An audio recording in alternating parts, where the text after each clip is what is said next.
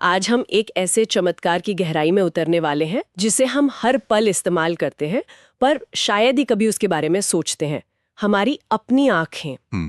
हमारे पास बिहार बोर्ड के कक्षा 10 विज्ञान पाठ्यक्रम के कुछ बहुत ही बेहतरीन विजुअल नोट्स हैं जो मानव नेत्र को एक प्राकृतिक कैमरे के तौर पर समझाते हैं। और ये सिर्फ एक किताबी तुलना नहीं है। जब हम इसकी बनावट और इसके काम करने के तरीके को समझेंगे तो ये वाकई किसी हाई टेक डिजिटल कैमरे से भी ज्यादा उन्नत मशीन लगेगी।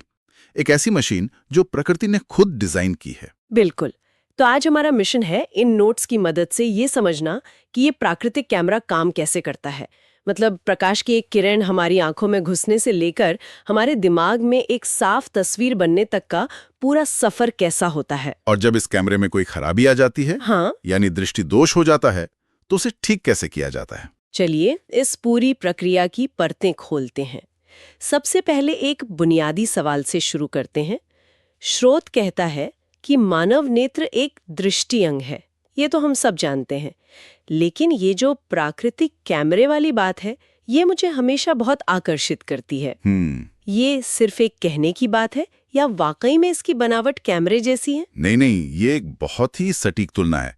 स्रोत में जो तस्वीर है भी, उसमें एक तरफ मानव आंख का चित्र है और दूसरी तरफ एक आधुनिक कैमरे का। समानताएं हैरान करने वाली हैं। अच्छा। दोनों का मूल सिद्धांत एक ही है, बाहर से आने वाली रोशनी को एक लेंस के जरिए इकट्ठा करके एक प्रकाश संवेदनशील सतह पर फोकस करना, ताकि एक छवि बन सके। बिल्कुल। कैमरे में ये सतह एक डिजिटल सेंसर या पुरानी फिल्म होती है और हमारी आंख में ये है रेटिना। अच्छा, तो चलिए फिर प्रकाश की किरण बनकर ही आंख के अंदर का सफर करते हैं। स्रोत में एक बड़ी मजेदार ट्रिक दी गई है इसे याद रखने की। कॉपू आई लेन रे ओ। जी, मुझे लगता है ये उन मुख्य हिस्सों के नाम के पहले अक्षर हैं जिनसे प्रकाश गुजरता है। जी, ये एक बेहतरीन निमोनिक यानी याद रखने का तरीका है। ये हमें पूरे रास्ते का एक नक्शा देता है। तो इस नक्शे पर पहला पड़ाव है कॉ यानी कॉर्निया। कॉर्निया, ये मतलब आंख का सबसे बाहरी पारदर्शी और उभरा हुआ हिस्सा है ना? जी, कुछ वैसा जैसे मान लीजिए फोन के कैमरे के लेंस पर एक प्रोटेक्टिव ग्लास लगा होता है। हाँ, कह सकते हैं, काफी हद तक वैसा ही। लेकिन ये सिर्फ सुरक्षा नहीं देता।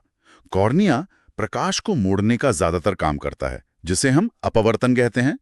यहीं से प्रकाश की किरणें सबसे पहले मुड़कर आंख के अंदर जाती हैं। ठीक है।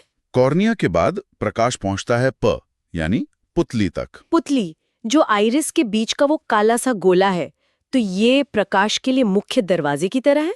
पर इसका आकार तो बदलता रहता है, कभी छोटा कभी बड़ा। और यहीं पर हमारे न्यूमोनिक का अगला हिस्सा आई यानी आइरिस अपना काम करता है। आइरिस पुतली के चारों ओर का वही रंगीन हिस्सा है जो किसी की आंखों को नीला, भूरा या हरा रंग देता है। हाँ, पर इसका काम सिर्फ आंखों को सुंदर बनाना नहीं है, जैसा आपने कहा। बिल्कुल नहीं। तो इसका असली काम क्या है? मुझे लगता है ये पुतली के आकार को नियंत्रित करता है।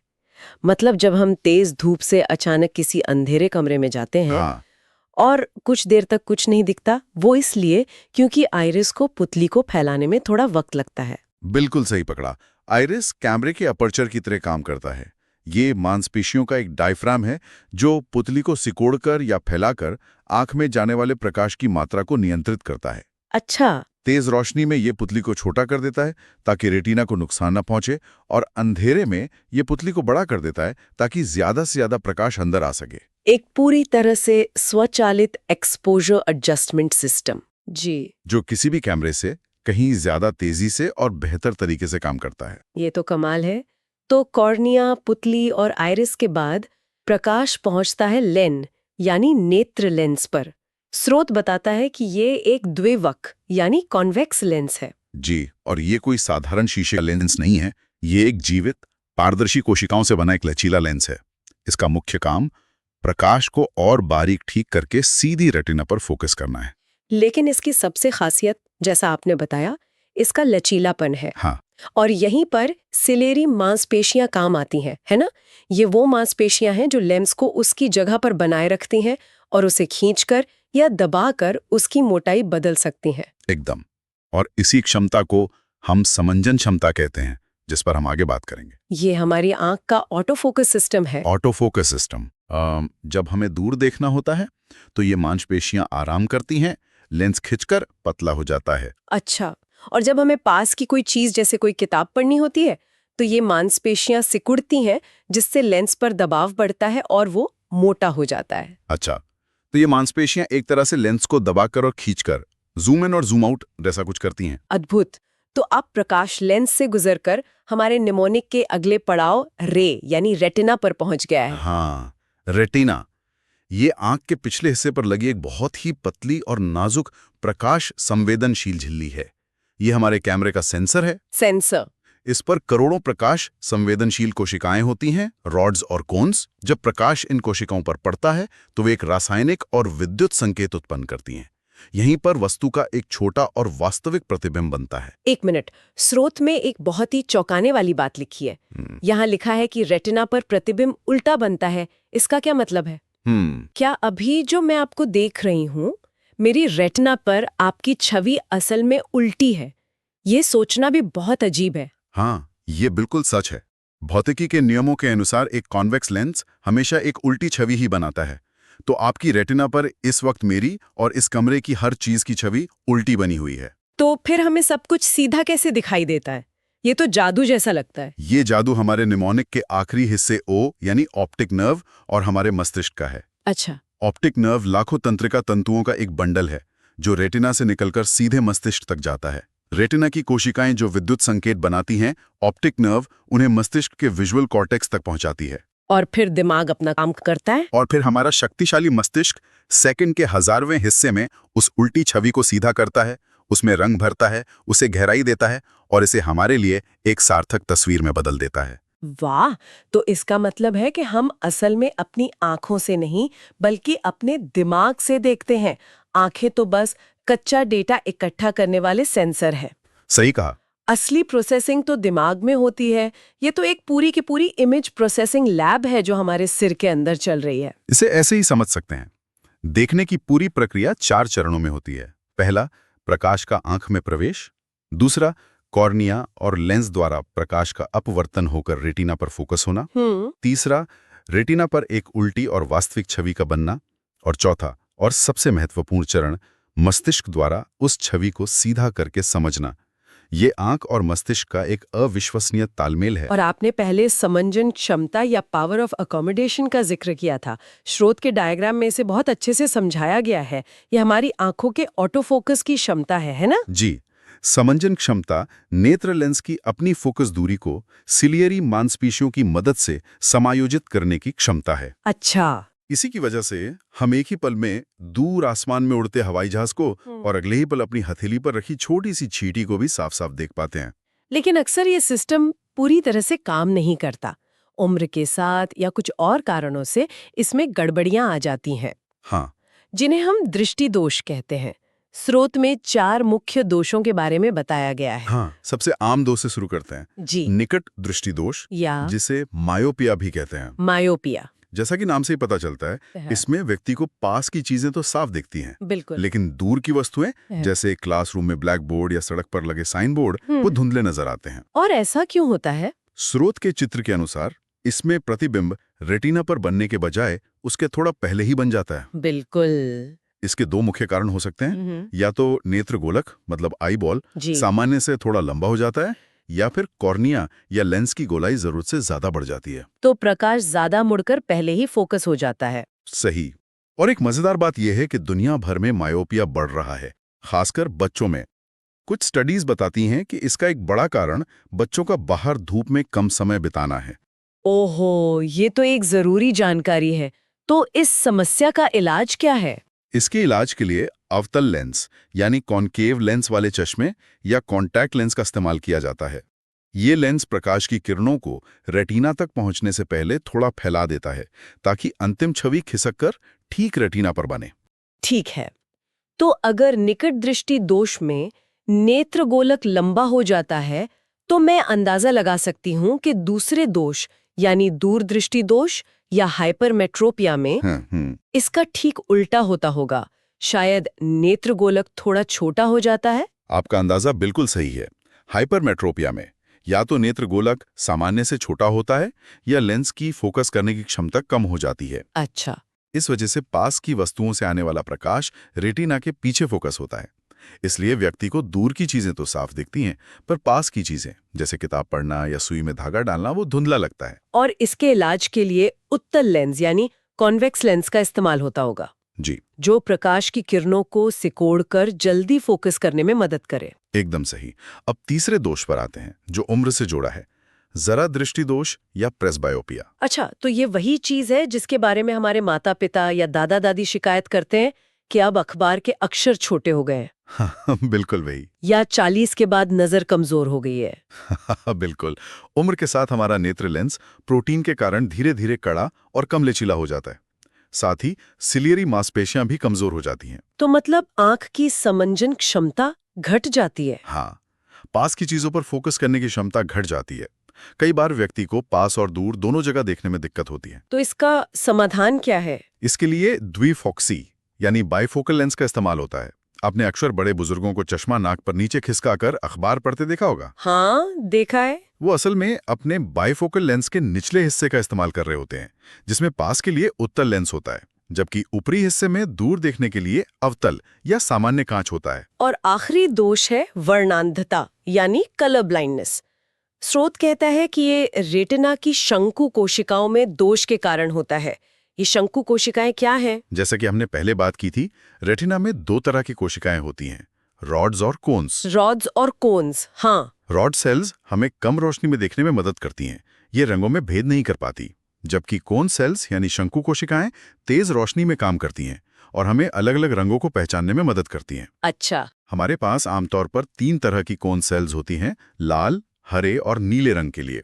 जब इनमें से किसी एक या ज्यादा प्रकार की कोशिकाओं में कोई आनुवांशिक गड़बड़ी होती है, तो व्यक्ति को रंगों में भेद करने में मुश्किल होती है। तो इसका मतलब है कि उन्हें दुनिया ब्लैक एंड व्हाइट दिखती है? नहीं, ये एक आम गलतफहमी है।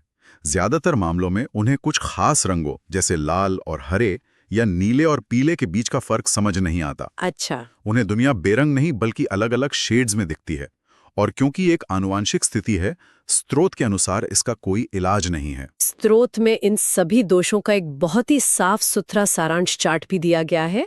ये परीक्षा से पहले जल्दी से दोहराने के लिए बहुत काम का है। जी बिल्कुल। निकट दृष्टि, दूर का नहीं दिखता, इलाज अवतल लेंस। दूर दृष्टि, पास का नहीं दिखता, इलाज उत्तल लेंस। जरा दृष्टि, दोनों में दिक्कत, इलाज बाइफोकल लेंस। और वर्णांधता, रंग पहचानने में दिक्कत, कोई इलाज नहीं। हाँ, ये चार्ट पूरी जानकारी को एक नजर में समेट देता है। अंत में स्रोत में बिहार बोर्ड के लिहाज से कुछ महत्वपूर्ण प्रश्नों का भी जिक्र है। मुझे लगता है कि ये सिर्फ जानकारी लेना ही काफी नहीं है, ये जानना भी जरूरी है कि परीक्षा में उसे प्रस्तुत कैसे करना है। बिल्कुल। इसमें लघु उत्तरीय और दीर्घ उत्तरीय दोनों तरह के प्रश्न दिए गए हैं। जैसे लघु उत्तरीय प्रश्नों में पूछा गया है, समंजन क्षमता क्या है, या रेटिना का कार्य लिखिए। ये सीधे सीधे परिभाषा पर आधारित सवाल हैं, जो 2 नंबर के लिए आ सकते हैं। जी। और दीर्घोत्तरीय प्रश्नों में मानव नेत्र का सचित्र वर्णन करें या दृष्टि दोष क्या हैं, उनके प्रकार और उपचार का वर्णन करें जैसे सवाल है। और ये जो दीर्घ उत्तरीय प्रश्न है, मानव नेत्र का सचित्र वर्णन, ये लगभग हर साल पूछा जाता है, क्योंकि इससे परीक्षक एक ही सवाल में आपकी पूरी समझ जांच लेता है। अच्छा। आपको चित्र बनाना आता है, आपको हर हिस्से का नाम और काम पता है, और आप उसे सिलसिलेवार ढंग से समझा सकते हैं। अगर कोई इन नोट्स को अच्छे से समझ ले तो वो इन सवालों के जवाब आसानी से दे सकता है। तो ये थी हमारी मानव नेत्र की दुनिया में एक गहरी छानबीन। ये सिर्फ एक अंग नहीं, बल्कि भौतिकी, जीव विज्ञान और न्यूरोसाइंस का एक जीता जागता संगम है। ये सचमुच प्रकृति की इंजीनियरिंग का एक बेजोड़ नमूना है। एक छोटा सा गोला जो हमें इस खूबसूरत दुनिया के रंगों, आकारों और गहराइयों से जोड़ता है। सही बात है। इसकी कीमत हमें तभी समझ आती है जब इसमें कोई कमी आने लगती है। जाते जाते एक विचार छोड़कर जाती हूँ। हमने इस चर्चा में जाना कि रेटिना पर दुनिया की छवि उल्टी बनती है और हमारा मस्तिष्क उसे हमारे लिए सीधा करता है। तो सोचिए, अगर किसी बच्चे का मस्तिष्क जन्म से ही उसे उल्टी छवि को सीधा करना ना सीखे, तो क्या उसके लिए वही उल्टी दुनिया ही सीधी और सामान्य नहीं होगी? ये एक दिलचस्प सवाल है। देखने का असली मतलब क्या है, अगर इसका इतना बड़ा हिस्सा सिर्फ प्रकाश को महसूस करना नहीं, बल्कि दिमाग द्वारा उस जानकारी की व्याख्या करना है? सदियों तक लोगों ने आसमान में इंद्रधनुष तो देखे, लेकिन सफेद रोशनी अपने आप में एक पहेली थी। ऐसा लगता था कि वो बस सफेद है।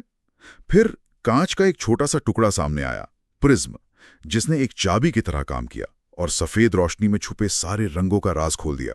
और ये कमाल की बात है ना कि एक इतनी सीधी साधी चीज हमें प्रकाश के बारे में कुछ इतना गहरा सिखा सकती है। आज हम इसी खोज के सफर पर दोबारा चलेंगे। हमारे पास जो स्रोत है वो कक्षा 10 की विज्ञान की किताबों से है, लेकिन हम सिर्फ परिभाषाएं नहीं रटेंगे। नहीं, बिल्कुल नहीं। हम ये समझने की कोशिश करेंगे कि ये चाबी यानी प्रिज्म काम कैसे करती है। बिल्कुल। तो चलिए इसी चाबी को ठीक से देखते हैं। बिल्कुल शुरू से शुरू करते हैं। प्रिज्म आखिर है क्या? मतलब सीधी सी भाषा में ये क्या चीज है? सीधे भाषा में कहें तो ये पारदर्शी कांच का एक तिकोना टुकड़ा है। आप सोचिए कि कांच का एक सॉलिड ब्लॉक है जिसे एक त्रिभुज के आकार में काटा गया है। लेकिन इसका आकार ही इसकी सारी ताकत है। इसके कुछ हिस्से हैं जिन्हें समझना जरूरी है।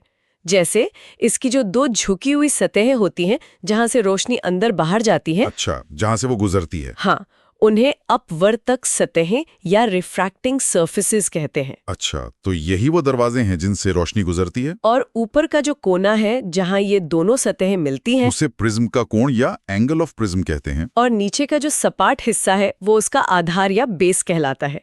तो ये है हमारे इस छोटी सी लाइट बेंडिंग मशीन के वर्किंग पार्ट्स। संरचना बहुत सरल है, लेकिन जैसा आपने कहा इसका काम असाधारण है। बिल्कुल ठीक है, तो अब हमारे पास ये मशीन है।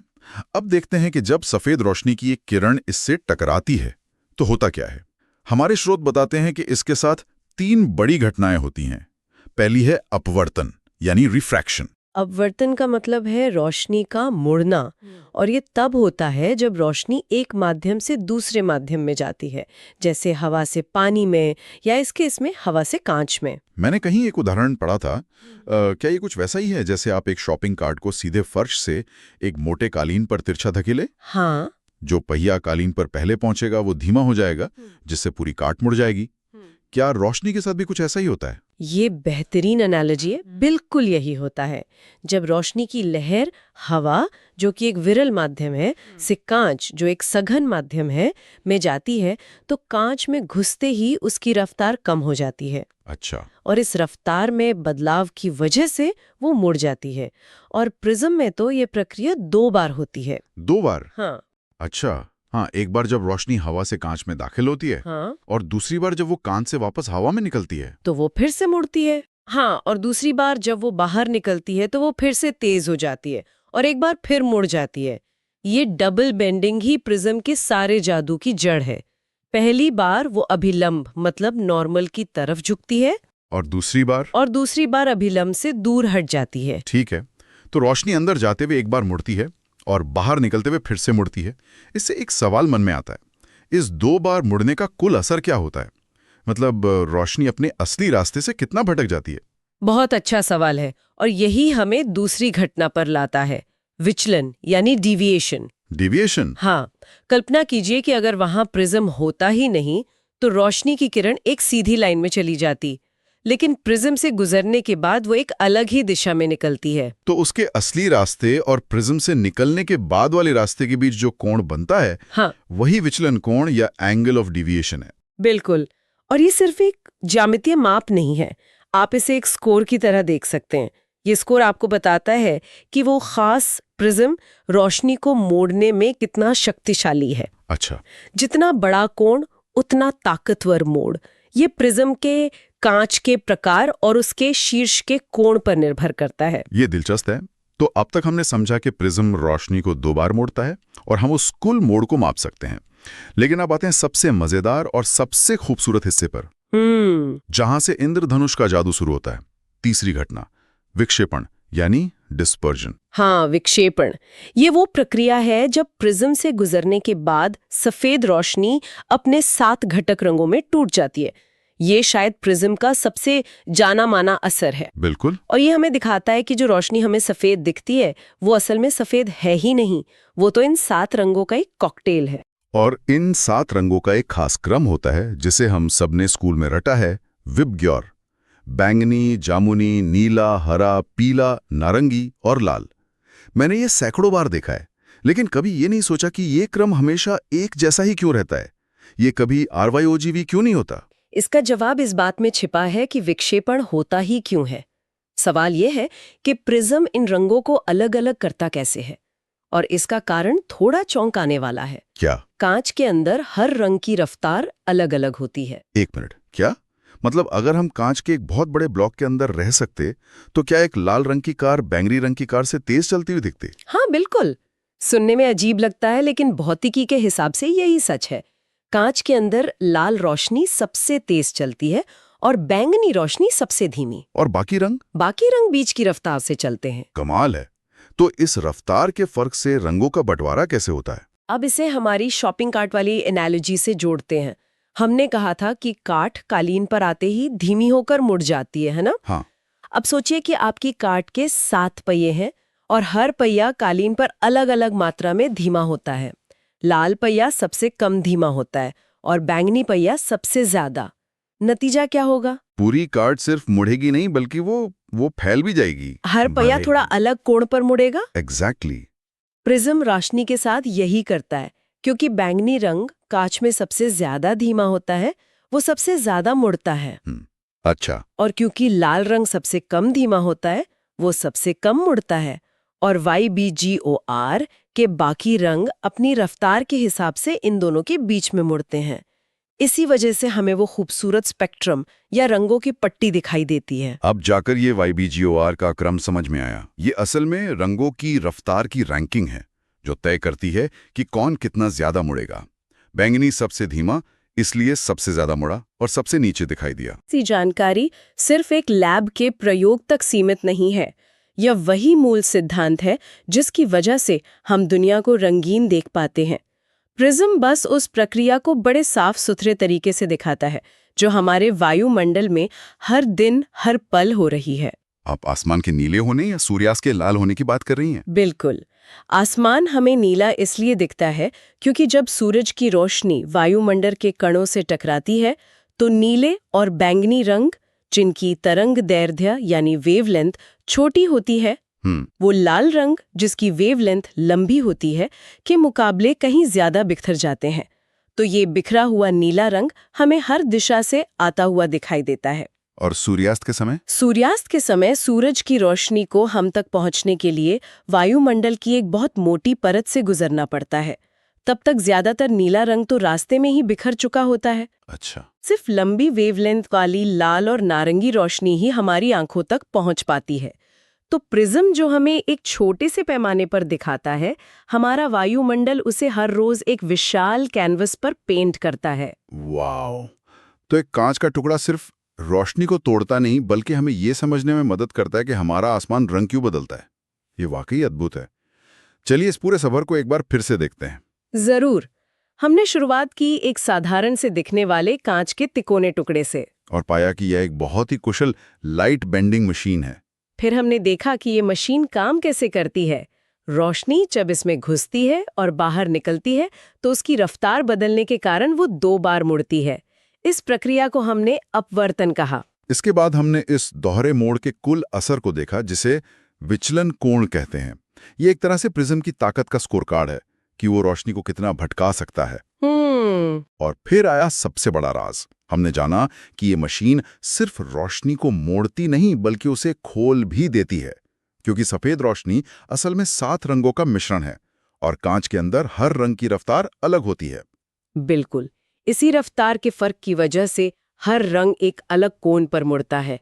धीमा बैंगनी सबसे ज्यादा और तेज लाल सबसे कम।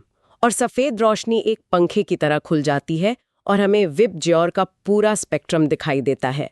और आखिर में हमने ये भी समझा कि ये सिर्फ एक किताबी ज्ञान नहीं है, बल्कि यही सिद्धांत तय करता है कि हमें अपने चारों ओर की दुनिया कैसी दिखेगी, आसमान के नीले रंग से लेकर सूर्यास्त के नारंगी रंग तक। बिल्कुल।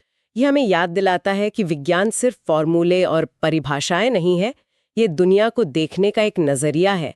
हमारे आसपास होने वाली रोजमर्रा की घटनाओं के पीछे छिपे क्यों और कैसे को समझने का एक तरीका है। और जैसा कि हमारे स्रोत के अंत में लिखा है, एक बहुत गहरी बात, विज्ञान को समझना दुनिया को समझना है। इस खूबसूरत विचार के साथ हम आज की चर्चा वायुमंडलीय प्रकाशिकी की सुनने में ये थोड़ा मुश्किल लग सकता है। हाँ, पर इसका ताल्लुक उन सवालों से है जो हम सबने कभी ना कभी आसमान को देखकर सोचे हैं। सही कहा। जैसे तारे क्यों टिमटिमाते हैं हम्म लेकिन ग्रह नहीं टिमटिमाते, हम्म या फिर दिन में आसमान नीला क्यों होता है। और सूरज डूबते और उगते समय लाल क्यों हो जाता है? हाँ, तो आज की हमारी ये जो पड़ताल है वो इन्हीं सवालों के जवाब ढूंढने के बारे में है। जी, हम प्रकाश की एक किरण की यात्रा को समझेंगे। एक ऐसी किरण जो किसी दूर के तारे से चलकर हमारी आंखों तक पहुंचती है। और इस सफर में हमारे वायुमंडल से गुजरते हुए कैसे कैसे बदल जाती है। तो पहला पड़ाव क्या है? इस कहानी का पहला पड़ाव है वायुमंडलीय अपवर्तन, मतलब एटमॉस्फेरिक रिफ्रैक्शन। अच्छा। ये वो पहली घटना है जो बाहरी अंतरिक्ष से आने वाले प्रकाश के साथ होती है जैसे ही वो हमारे वायुमंडल में दाखिल होता है। अपवर्तन। अपवर्तन का मतलब तो प्रकाश का मुड़ना होता है ना? जी, जैसे जब हम पानी से भरे ग्लास में पेंसिल डालते हैं तो वो मुड़ी हुई दिखती है। एकदम सही उदाहरण दिया आपने। अब जरा सोचिए कि हमारा पूरा ग्रह एक ऐसे अदृश्य महासागर से घिरा है। हवा का महासागर। हाँ, हमारा वायुमंडल। और ये एक जैसा नहीं है, ये कई परतों से बना है, जैसे प्याज के छिलके।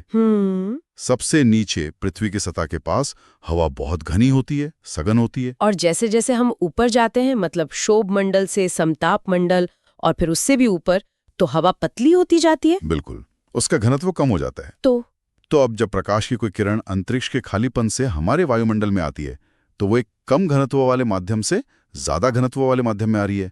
अच्छा। और भौतिकी का नियम ये कहता है कि ऐसा होने पर प्रकाश अपनी सीधी राह से थोड़ा मुड़ जाएगा। तो एक तरह से हमारा वायुमंडल एक बहुत बड़े अदृश्य लेंस की तरह काम करता है। क्या बात है, ये समझने का बहुत अच्छा तरीका है। और ये कोई साधारण लेंस नहीं है, ये एक ऐसा लेंस है जो लगातार बदल रहा है। बदल रहा है? हाँ। कैसे? क्योंकि प्रकाश एक परत से दूसरी में अचानक नहीं कूदता, वो धीरे धीरे लगातार घनी होती हवा से गुजरता है। अच्छा। इसलिए प्रकाश एक सीधी रेखा में आने के बजाय पृथ्वी की ओर एक घुमावदार रास्ते पर चलता है। ये तो कमाल है। इसका मतलब तो ये हुआ कि जो चीजें हम आसमान में देखते हैं वे असल में वहां नहीं होती जहां हमें दिखाई देती हैं। आपने बिल्कुल सही पकड़ा। अच्छा। और इसका सबसे बड़ा और कह सकते हैं हैरान करने वाला असर हम हर रोज सुबह और शाम देखते हैं। वो क्या? इसी अपवर्तन की वजह से हमें सूरज असल में क्षितिज के ऊपर आने से लगभग 2 मिनट पहले ही दिखना शुरू हो जाता है। 2 मिनट पहले? ये तो ऐसा हुआ जैसे हम समय में आगे देख रहे हैं। हाँ, एक तरह से कह सकते हैं प्रकाश मुड़कर क्षितिज के नीचे से ही हमारी आंखों तक पहुंच जाता है, जबकि सूरज अभी भी क्षितिज के नीचे ही होता है। बिल्कुल, और यही चीज सूर्यास्त के समय भी होती है। मतलब सूरज डूबने के बाद भी दिखता है। हाँ, सूरज के डूब जाने के करीब 2 मिनट बाद तक भी वो हमें दिखाई देता रहता है। तो ये वायुमंडलीय अपवर्तन हमें हर रोज लगभग 4 मिनट की अतिरिक्त रोशनी देता है। जी हाँ। ये तो सच में बहुत दिलचस्प है। लेकिन आपने कहा था कि ये जो वायुमंडलीय लेंस है ये स्थिर नहीं है, ये बदलता रहता है। इसका क्या मतलब है? इसका मतलब ये है कि वायुमंडल की अलग अलग परतों में हवा शांत नहीं रहती, वो हमेशा बहती रहती है। अच्छा। उसका तापमान और घनत्व हर पल हर जगह बदलता रहता है। और यही अस्थिरता? हाँ, यही अस्थिरता हमें रात के आसमान का सबसे जाना पहचाना नजारा दिखाती है, तारों का टिमटिमाना। तो ओहो, तो तारों का टिमटिमाना भी इसी अपवर्तन का नतीजा है। जी। मुझे तो हमेशा लगता था कि शायद तारे खुद ही अपनी रोशनी कम ज्यादा करते होंगे। नहीं, ये एक बहुत आम धारणा है, लेकिन असल में तारों की रोशनी तो अरबों सालों से लगभग स्थिर है। तो फिर सारा खेल तो हमारे वायुमंडल का है। देखिए, तारे हमसे बहुत बहुत ज्यादा दूर हैं, इतने दूर कि वे हमें प्रकाश के एक अकेले बिंदु की तरह दिखते हैं, एक सुई की नोक के बराबर। ठीक है, एक बिंदु स्रोत। जी। अब कल्पना कीजिए कि उस एक बिंदु से आने वाली प्रकाश की किरण जब हमारे वायुमंडल से गुजरती है तो उसका सामना हवा की उन लाखों कांपती हिलती डुलती परतों से होता है। बिल्कुल, हर परत उस प्रकाश को जरा सा इधर या उधर मोड़ देती है।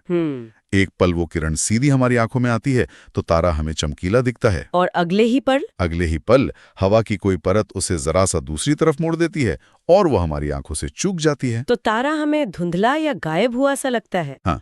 और ये सब इतनी तेजी से होता है कि हमें वो तारा लगातार झिलमिलाता हुआ, मतलब टिमटिमाता हुआ महसूस होता है। बिल्कुल। ये तो ऐसा हुआ जैसे किसी मोमबत्ती की लौ को आप एक अशांत हवा के पर्दे के पीछे से देख रहे हो। बेहतरीन, क्या एनालॉजी दी है। बिल्कुल वैसा ही प्रभाव है। तारे की जो आभासी स्थिति है और उसकी चमक, वो पल पल बदलती है और इसी को हम टिमटिमाना कहते हैं। तो ये इस बात का सबूत है कि हमारा वायुमंडल कितना गतिशील है। जी, और जीवंत है। पर यहाँ एक बहुत जरूरी सवाल उठता है। पूछिए। अगर तारे टिमटिमाते हैं तो फिर ग्रह क्यों नहीं?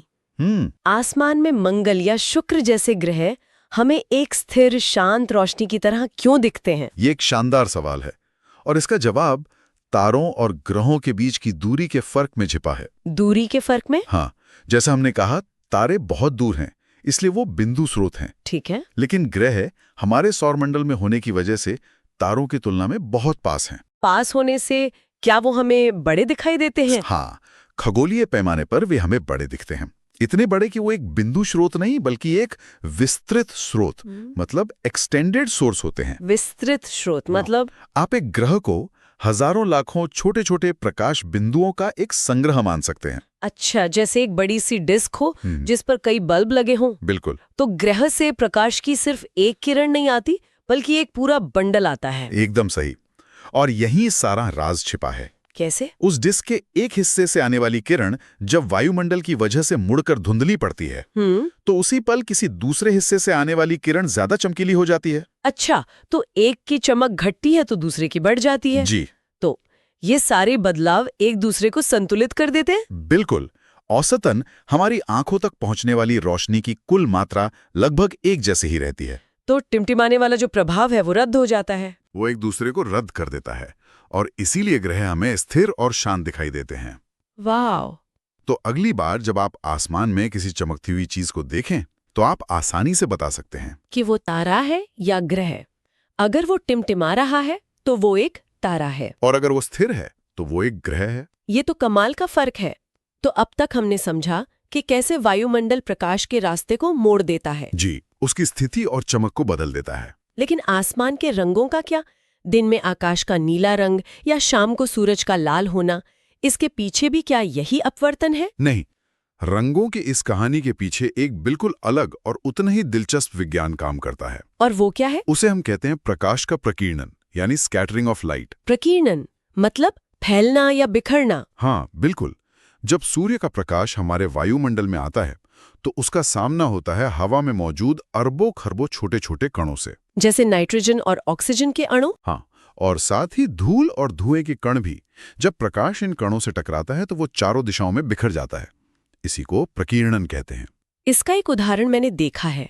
बताइए। जैसे किसी अंधेरे कमरे में अगर रोशनदान से रोशनी की एक लकीर आ रही हो तो उसमें हमें धूल के कण नाचते हुए दिखते हैं। बिल्कुल सही। वो टिंडल प्रभाव का एक आदर्श उदाहरण है। वो कण हमें इसलिए दिख रहे हैं क्योंकि वो प्रकाश को हमारी आंखों की तरफ प्रकीर्णित कर रहे हैं, बिखेर रहे हैं। जी। अब सबसे दिलचस्प सवाल ये है कि जब सूरज का सफेद प्रकाश, जो असल में 7 रंगों का मिश्रण है, विबग्योर, हाँ, जब वो इन कणों से टकराता है तो कौन सा रंग सबसे ज्यादा बिखरता है? मुझे याद है, हर रंग की अपनी एक तरंग दैर्ध्य है, मतलब वेवलेंथ होती है। शायद उसका इससे कोई लेना देना है? बिल्कुल, नियम बहुत सरल है। क्या? जिस रंग की तरंग दैर्ध्य जितनी छोटी होगी उसका प्रकीर्णन उतना ही ज्यादा होगा। अच्छा। अब अगर हम रंगों के स्पेक्ट्रम को देखें तो बैंगनी और नीले रंग की तरंग दैर्ध्य सबसे छोटी होती है और लाल रंग की सबसे लंबी। एकदम सही। तो इसका मतलब वायुमंडल के कण नीले और बैंगनी रंग को सबसे ज्यादा पकड़कर चारों ओर फेंक देते हैं। हाँ, आप इसे ऐसे समझ सकती हैं। और लाल रंग को ज्यादा परेशान नहीं करते। जी, हवा के अणु नीले प्रकाश के लिए बिल्कुल सही आकार के होते हैं, इसलिए वो उसे बहुत अच्छे से बिखेरते हैं। लाल प्रकाश की लंबी लहरें ज्यादातर इन छोटे कणों के ऊपर से या बगल से निकल जाती हैं। तो इससे ये गुत्थी सुलझती है कि आकाश नीला क्यों है। जब हम दिन में ऊपर देखते हैं तो हम सीधे सूरज को नहीं देख रहे होते, हम असल में पूरे आसमान को देख रहे होते हैं, जहां हर दिशा से नीला प्रकाश बिखर कर हमारी आंखों तक पहुंच रहा है। आपने बिल्कुल सही समझा। पूरा आसमान हमारे लिए नीले प्रकाश का एक विशाल स्रोत बन जाता है। पर यहाँ एक और सवाल है। जी। अगर बैंगनी रंग की तरंग दैर्ध्य नीले से भी छोटी होती है तो उससे तो और भी ज्यादा बिखरना चाहिए, तो फिर हमें आसमान बैंगनी क्यों नहीं दिखाई देता? अरे वाह, ये एक बहुत ही उम्दा सवाल है। इसके 2 मुख्य कारण हैं। पहला, सूर्य के प्रकाश में नीले रंग की मात्रा बैंगनी से ज्यादा होती है। अच्छा। और दूसरा और ज्यादा महत्वपूर्ण कारण यह है कि हमारी आंखें नीले रंग के प्रति ज्यादा संवेदनशील होती हैं बैंगनी रंग की तुलना में। जी हाँ, तो भले ही थोड़ा बैंगनी प्रकाश बिखरता हो, हमारी आंखें और हमारा दिमाग नीले रंग को ही प्रमुखता से देखते हैं। वाह, तो ये सिर्फ भौतिकी नहीं बल्कि जीव विज्ञान का भी मेल है। बिल्कुल। अब आखिरी सवाल पर आते हैं। अगर दिन भर नीला रंग आसमान में बिखरता रहता है तो फिर सूर्योदय और सूर्यास्त के समय वही आसमान हमें लाल या नारंगी क्यों नजर आता है? इसका जवाब भी प्रकीर्णन में ही छुपा है, लेकिन अब हमें अपनी देखने की दिशा बदलनी होगी। मतलब? बिखरे हुए प्रकाश को देखते हैं, लेकिन सूर्योदय और सूर्यास्त के समय हम लगभग सीधे सूरज की ओर देख रहे होते हैं। और उस समय सूरज क्षितिज पर होता है, मतलब हमसे बहुत दूर। बहुत सही। और यही सबसे जरूरी बात है। जब सूरज हमारे सिर के ऊपर होता है तो उसकी किरणों को वायुमंडल की एक पतली सी परत पार करनी होती है। लेकिन जब वो क्षितिज पर होता है तो उन्हीं किरणों को वायुमंडल में एक बहुत लंबा रास्ता तय करना पड़ता है। तो उस लंबे रास्ते में ज्यादा प्रकीर्णन होता होगा। बिल्कुल। उस लंबे सफर में जो छोटे तरंगदैर्घ्य वाले रंग हैं, नीला और बैंगनी, हाँ, वो रास्ते में ही लगभग पूरी तरह से बिखर कर इधर-उधर हो जाते हैं। वो हमारी आंखों तक पहुंच ही नहीं पाते। तो बचता क्या है? सिर्फ वो रंग जो सबसे कम बिखरता है। जी, यानी लंबी तरंगदैर्घ्य वाले रंग, लाल, नारंगी और पीला। अच्छा। केवल यही रंग उस लंबी दूरी को तय करके सीधे हमारी आंखों तक पहुंच पाते हैं। और इसीलिए हमें सूरज और उसके आसपास का आसमान इतना खूबसूरत लाल और नारंगी दिखाई देता है। ये तो अद्भुत है। मतलब एक ही सिद्धांत, प्रकाश का प्रकीर्णन, हमें दिन में नीला आसमान भी दिखाता है और शाम को लाल सूर्यास्त भी। जी हाँ, ये सब बस इस बात पर निर्भर करता है कि हम किस दिशा में और दिन के किस समय देख रहे हैं। तो चलिए आज की इस पूरी यात्रा को एक बार संक्षेप में देख लेते हैं। जी। हमने प्रकाश की एक किरण के साथ उसका सफर शुरू किया और देखा कि कैसे हमारे वायुमंडल में घुसते ही अपवर्तन की वजह से उसका रास्ता मुड़ जाता है। और इसी मुड़ने की वजह से हमें सूरज जल्दी उगता और देर से डूबता हुआ दिखता है। और जब ये अपवर्तन वायुमंडल की अस्थिर परतों के कारण लगातार होता है तो दूर के तारे हमें टिमटिमाते हुए नजर आते हैं, जबकि पास के ग्रह स्थिर दिखते हैं। बिल्कुल। फिर हमने देखा कि जब प्रकाश हवा के कणों से टकराता है तो वो बिखर जाता है और इस प्रकीर्णन में नीले रंग के सबसे ज्यादा बिखरने की वजह से हमें दिन में आसमान नीला दिखाई देता है। और सूर्योदय व सूर्यास्त के समय जब प्रकाश को लंबा रास्ता तय करना पड़ता है तो नीला रंग रास्ते में ही खो जाता है और केवल लाल रंग ही हमारी आंखों तक पहुंच पाता है, जिससे आसमान लाल हो जाता है। तो अगली बार जब कोई रात में तारों को टिमटिमाते देखे या एक खूबसूरत सूर्यास्त का आनंद ले तो याद रखिएगा कि वो सिर्फ एक नज़ारा नहीं बल्कि हमारे वायुमंडल में हर पल हो रही भौतिकी की एक शानदार कलाबाजी देख रहे हैं। बिल्कुल सही कहा। और जाते जाते सुनने वालों के लिए एक सवाल छोड़ जाते हैं। अच्छा? अगर ये सब हमारे वायुमंडल की वजह से होता है तो सोचिए अंतरिक्ष यात्रियों को जो वायुमंडल से ऊपर होते हैं, उन्हें दिन के समय आसमान किस रंग का दिखाई देता होगा? नीला या कुछ और? सोचिएगा जरूर।